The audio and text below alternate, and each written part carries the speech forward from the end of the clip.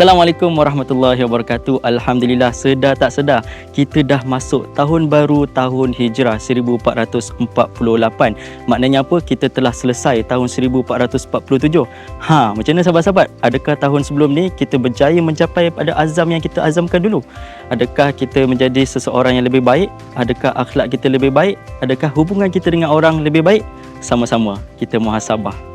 Bulan Muharram mengingatkan kita kepada satu titik bersejarah dalam sejarah Islam di mana Nabi SAW dan para sahabat berhijrah daripada Makkah ke Madinah, meninggalkan dunia, meninggalkan keluarga dan hartanya semata-mata untuk menyebarkan Islam.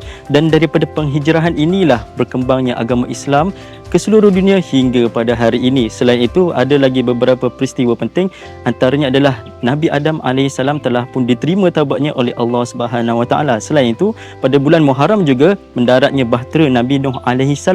Dan selain daripada itu, pada bulan Muharram juga Nabi Musa diselamatkan daripada dikejar ataupun nak dibunuh oleh Fir'aun, dan beberapa lagi sejarah-sejarah penting dalam Islam.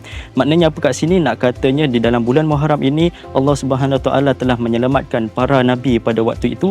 Jadi dalam bulan Muharram ini ada satu hari yang istimewa di mana Nabi SAW menganjurkan kepada kita untuk berpuasa pada hari ke-10 bulan Muharram, iaitu kita sebutkan sebagai puasa hari Ashura, di mana Nabi SAW dalam satu hadis menyebutkan, berpuasa pada hari Ashura sesungguhnya aku mengharapkan kepada Allah supaya mengampunkan dosa-dosa tahun yang lalu. Hadis riwayat Ibnu Majah. Selain daripada itu, kita gandakan juga amalan-amalan ibadah yang lain, berpuasa sunat, berzikir, beristighfar dan berselawat kepada Nabi SAW.